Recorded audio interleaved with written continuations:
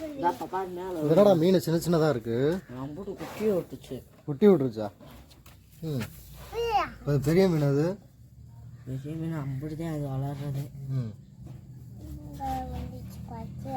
வேணுமா?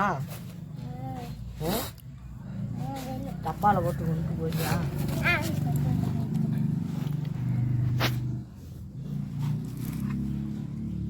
குட்டி குட்டி மீனாக இருக்கா? அப்படி குட்டி விட்டு வளர்ந்து உள்ள ஊற்றி விட்டு. இன்னும் செத்து போக உர்ரா, நீ கொண்டு விடாரா? இன்னும் உனக்கு தனியாக 2 மீன் பிடிச்சி தரீங்கத்தா.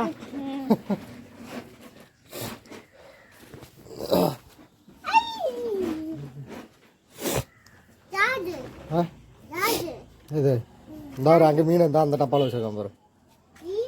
சரி, இதுவும் குட்டியாடா? அதில் ஒன்று இதுக்குள்ளே குட்டி அடிச்சுருந்தா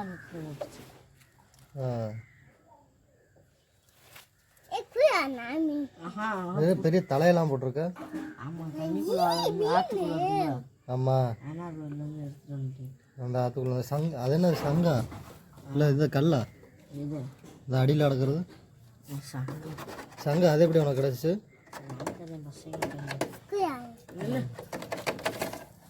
நல்லா பரவாயில்ல, பெரிய பெரிய மீனாக இருக்குடா.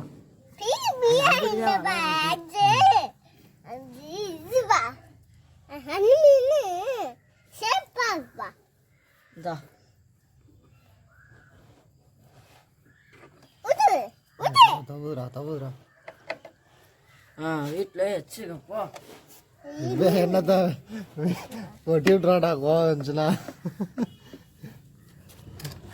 இல்லையா? அவன் ஏதோ ஒரு உள்ள விட்டா ஆட்டிடுவாங்க வேறதா, தெரியுதா? இதுலயும் குட்டி இருக்குதா? இதுல இதுல அதான் இருக்குல்லடா. அதுலயும் குட்டி இருக்கு. அது இன்னும் நிறையா இருக்கும் போல அதில். என்ன அதுக்கெல்லாம் ஒரு டெக்னிக் பண்ணி வச்சிருக்கேன்.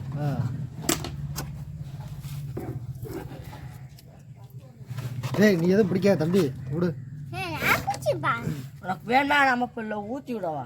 வேணாம் ஊற்றி விட்டுறவா? அதுலயே இன்னும் சரி சரி ஊற்ற மாட்டேன்.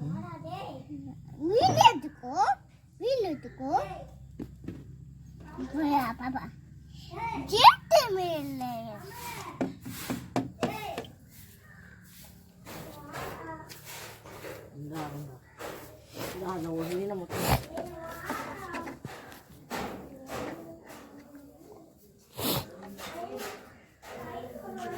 தம்பி, எதுவும் சட்டை பண்ணாத, விட்டுரு.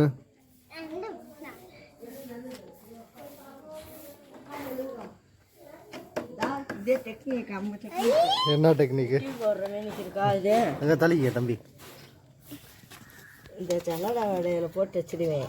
குட்டி புள்ளா கீழே வந்து மேலே மட்டும் மீன் மிதக்க.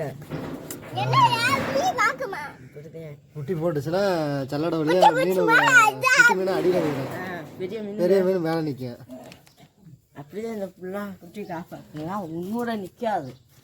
5 குட்டி 6 குட்டி தான் நிற்குமே. இந்த இப்போ பாரு 8 மீன் மேலே வருது.